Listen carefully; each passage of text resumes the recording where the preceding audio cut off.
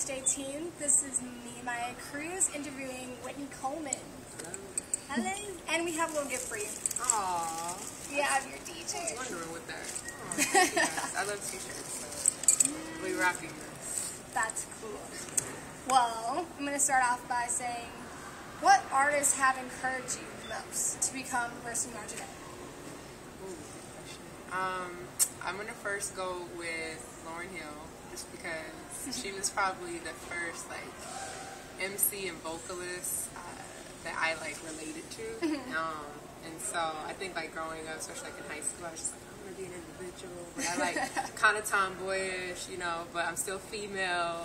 So I think she did a good job of just kind of just showing young women, and just women in general, that you can still play with the boys. You don't have to be all masculine though, but you can still hang in there and show them what you got. So I definitely, just for the MCing part of it and her vocal skills, I think I just really just drew into what she was doing with music.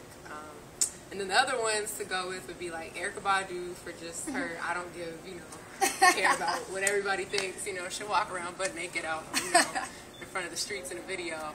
Not that I would do that, but even in my dreams video, I think kind of the inspiration of dropping off layers of baggage and clothes, I actually got from that video that she had, Window Seat. And then Jill Scott is another one.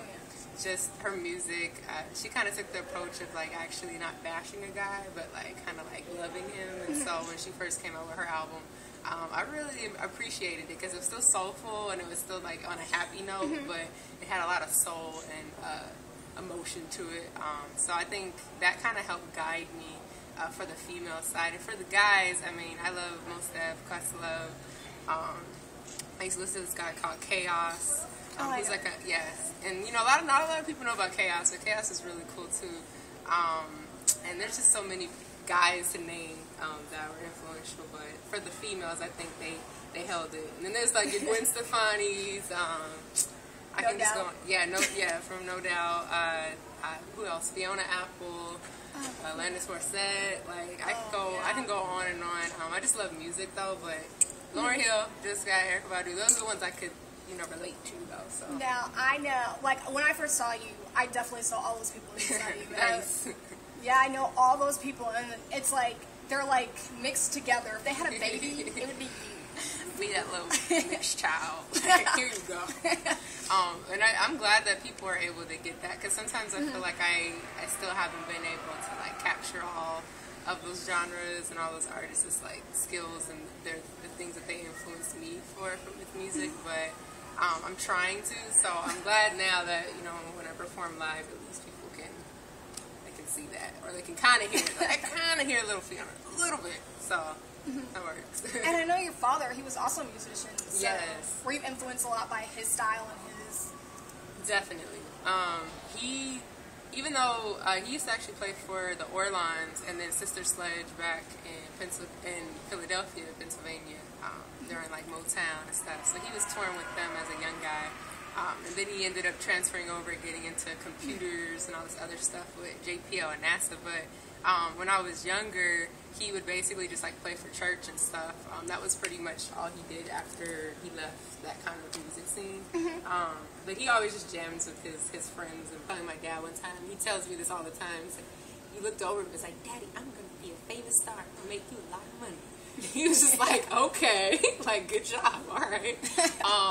But yeah, I had a passion and love for music, and so I would get up there, and I've never had any formal training as far as really with anything in regards to music, singing, playing, but it's just been really just that passion that's been the driving force, and so I get better as I go, and as I've lived on this earth, I just get better at it, and so it's just interesting to think back at those times though, because I would just, not shy, just get up and just sing a song, and I could hold a note, and people liked it. So I think at that moment in time when I was a little girl, I could just realize that I could do something with this, even if it's not on a very large scale. It's just I knew I had a love for it. So I think that's what makes a true musician, if they can just perform anywhere. Yeah.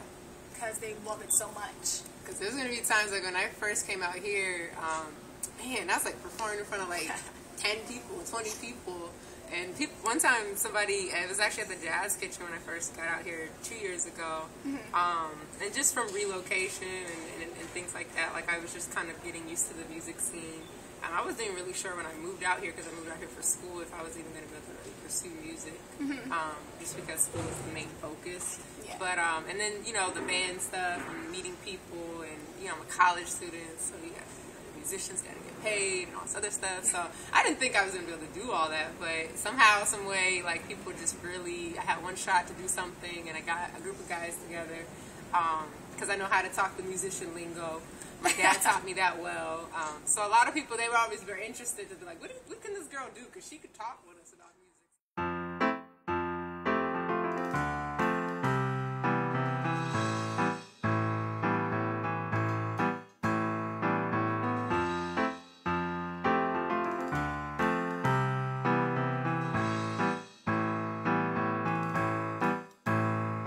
Said love, oh, why do you have to be this way? I opened my heart and then you walked away. Oh. I said love, oh, why do you have to be this way? I opened my heart and then you walked away. Oh. A different story now, a love story on how to overcome the heartache we all know about. I sit and reminisce.